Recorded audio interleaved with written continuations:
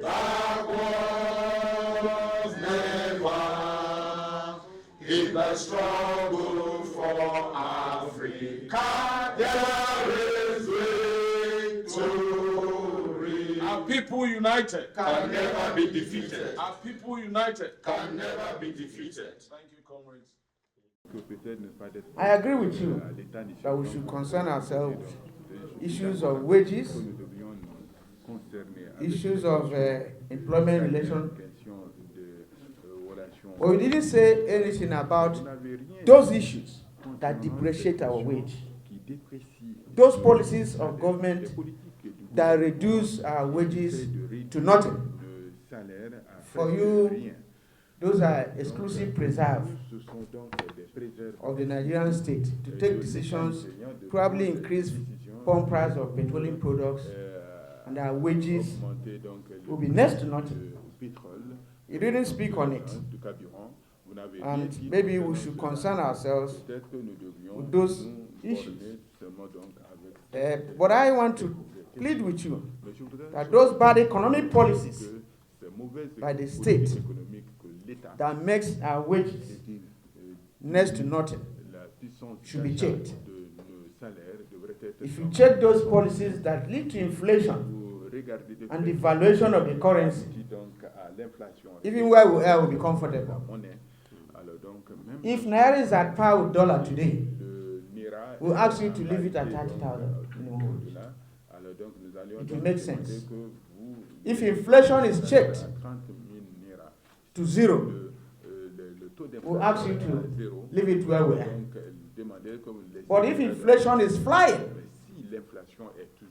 if even by the admittance of the Nigeria Bureau of Statistics, we have over 133 million Nigerians that are multidimensionally poor, I think we should address those issues. If we go for even wage increase tomorrow, the inflation that will come up tomorrow will destroy it. As we are here now, they are contemplating increasing the price of pump price of petroleum products. And the Minister of Labour for some time now will only go to Minister of Justice to come up with so-called injunction to hold the hands of Labour not to respond.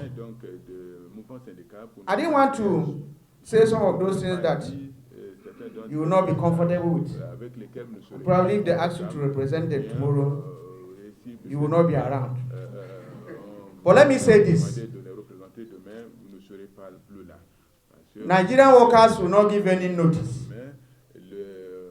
if we have not addressed the consequences of the last two increases and we wake up from our sleep to hear that they have tampered with it again, prices. They have started floating ideas of a likely increase in the pump price of petroleum products. And lastly, the Nigerian police, the IG, is now performing the duties of the Minister of Labour. The duty of Minister of Labour includes addressing the issue both inter and intra-union disputes. It is not within the purview of the Inspector General of Police to go into that area. And I think there is need for Minister of Labour, if you don't want to educate the police, to tell them that they don't have the right to usurp their functions. If they do that, the Minister of Labour will go into extinction. And there will be no basis for Minister of Labour to remain there. And I say it's illegal, and we demand an apology from the IG of police to have arrested or even contemplated to arrest the president of the National Union of Road Transport Workers for whatever reason at the eve of the election. It's unheard of in the history of this country.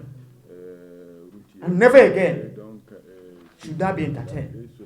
Nigerian police are Nigerian workers and will not waste time to march to their offices. Let them use the same gun that was bought with the workers' salaries and tax to now engage us. So please, I felt I should balance the advice.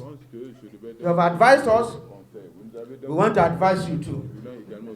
Go and collect your functions from Minister for Police and for Minister of Justice. We can now see that even when there is a dispute, intra or inter, it is your function to refer such to either IAP and in most instances to NIC. But this doesn't come from you. Again. And as the Nigerian Labour Congress that relate with the Ministry of Labour so much, we are afraid that your work is going to extinction. Please, sir. You see, I'm not sure that there is a routine change of permanent secretaries today. But your permanent secretary has moved. Only God knows who will come there.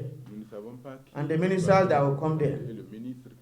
But we are ready to cooperate with you, laugh with you, and fight with you at the appropriate time. Thank you very much.